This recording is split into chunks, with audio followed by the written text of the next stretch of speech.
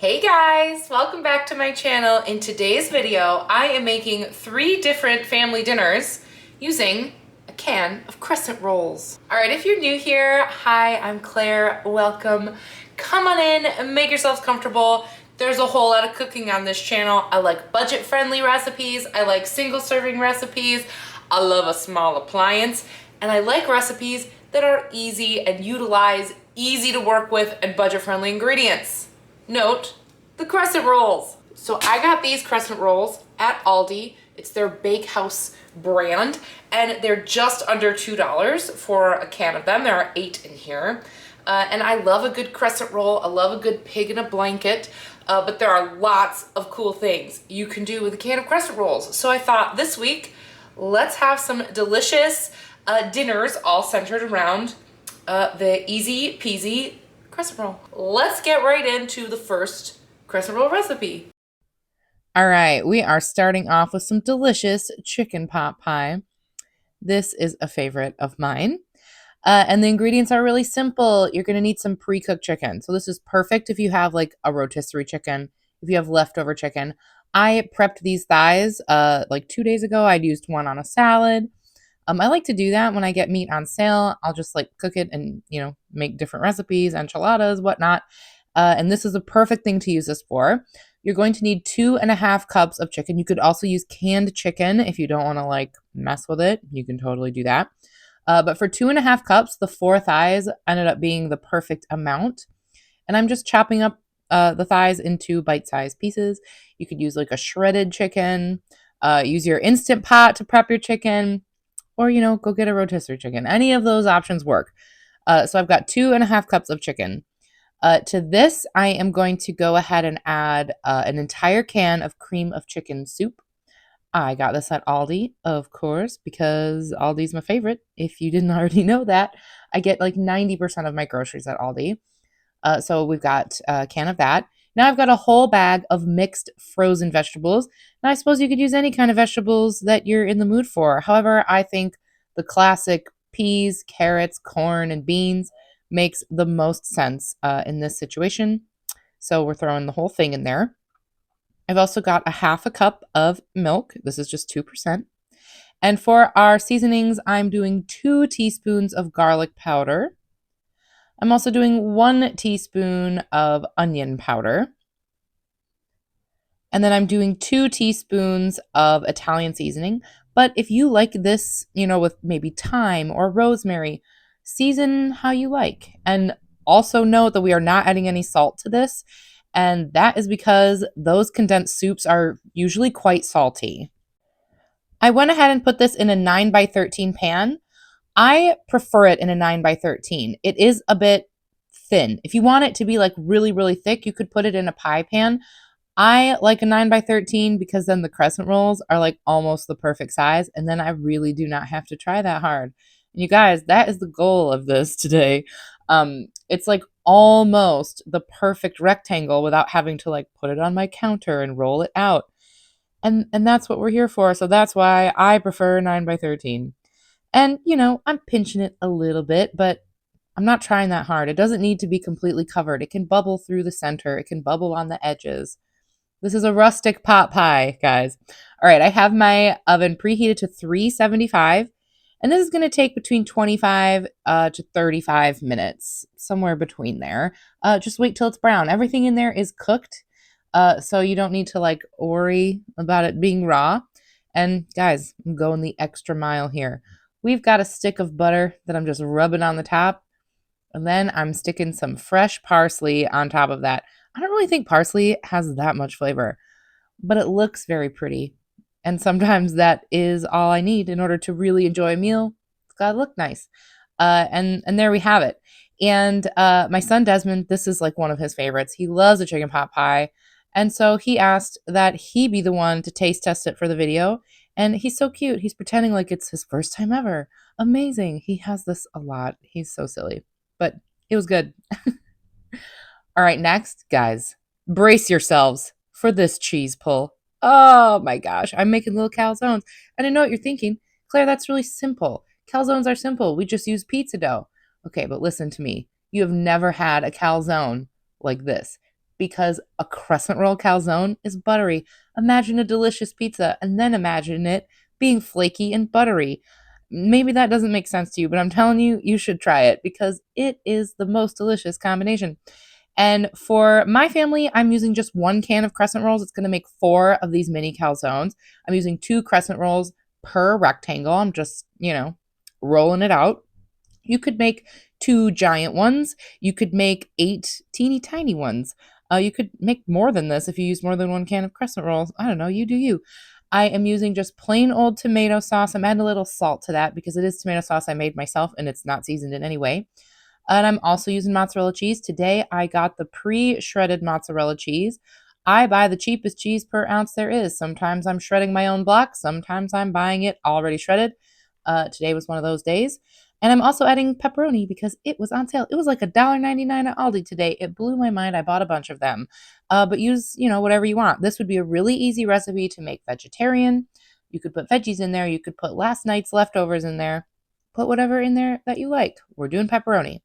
And I am also adding to that a little bit of Italian seasoning. And then we're going to wrap it on up. We're just going to fold it in half and we're going to crimp the edges.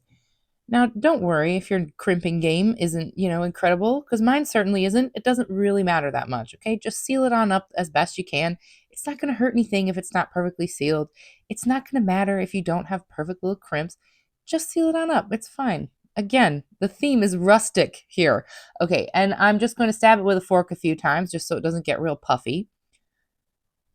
And then I'm going to hit it with a little bit of olive oil. Not totally necessary, but it's pizza-y. The olive oil just makes a little bit of sense.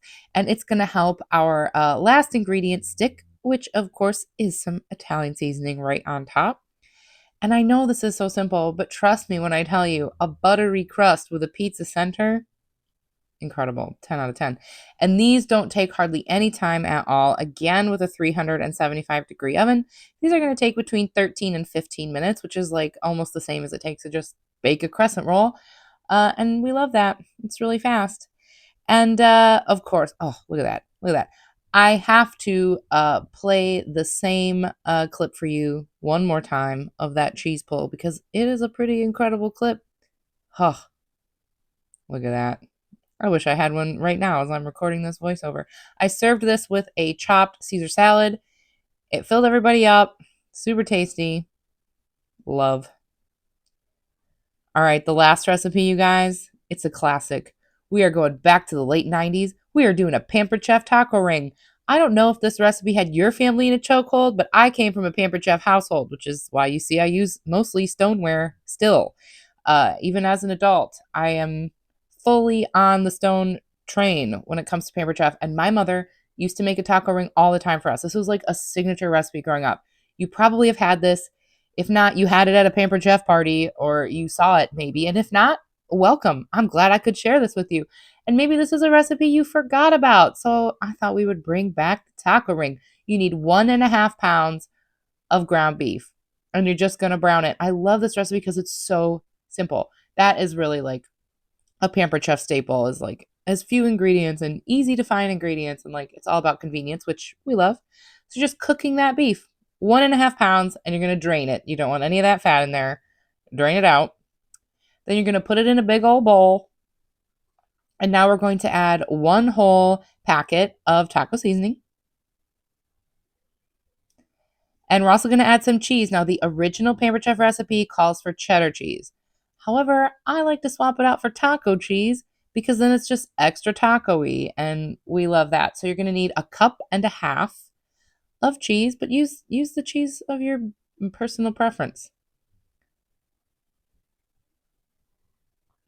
And we're also going to add 2 tablespoons of water. We're going to give that a nice mix. Make sure that powder is all dispersed. You would hate to bite into a taco ring and just get a mouthful of powder. So make sure you've got that dispersed. Now for the crescent rolls, you need 2 cans for a real true taco ring. You could cut this recipe in half and use 1 can if you wanted. And here's the trick, because let me tell you, I've watched my mother do this a million times in my life. The key to getting an even taco ring is you start north, south, east, west first. And you want the centers to be, like the center, like rectangle, to be about 5 inches. So you start there, and that sort of sets your shape. And then every crescent roll you add in the negative space between two other crescent rolls. Okay. And I'm shout out to my mom, Sue. You're a real one. Thanks for teaching me this. Because my rings of all sorts, because you don't have to do a taco ring, you could do this method and throw anything inside of it. They're always even and they're always beautiful. And it's because my mom taught me this. So anyway, there's all your crescent rolls. It's a lot. That's a thick stack. So I'm going to go ahead and use my little roller, which is also a Pampered Chef item. Geez, this sounds like a Pampered Chef advertisement. I don't sell Pampered Chef. It's not something, that's a thing.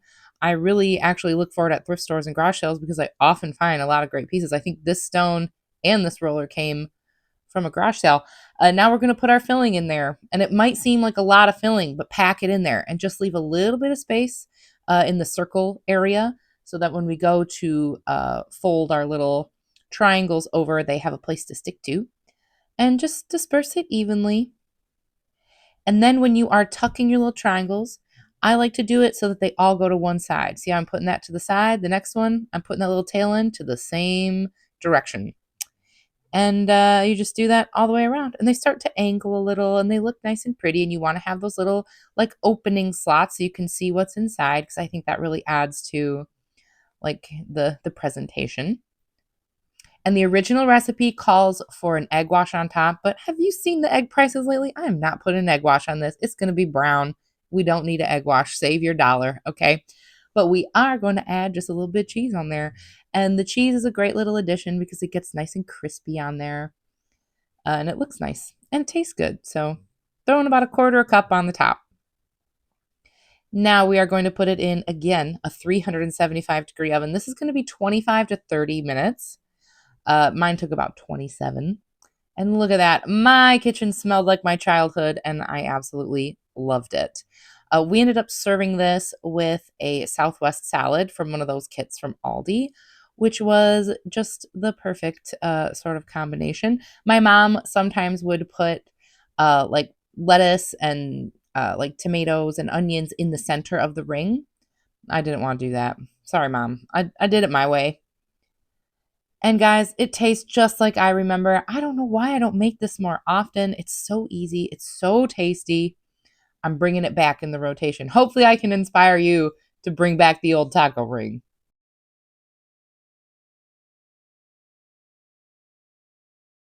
All right, you guys, thank you so much for watching. I hope I've inspired you to get a little creative with your crescent rolls.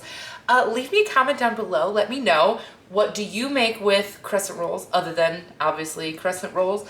I'd love to hear your ideas because, you know, I love a kitchen hack. I love using ingredients that make life easier. So if you have any great ideas, make sure you leave them for everyone down below. Be sure to subscribe if you haven't already, and like and share and do all the things that help us grow over here. And yeah, thanks for watching. I'll see you guys in my next one. Bye.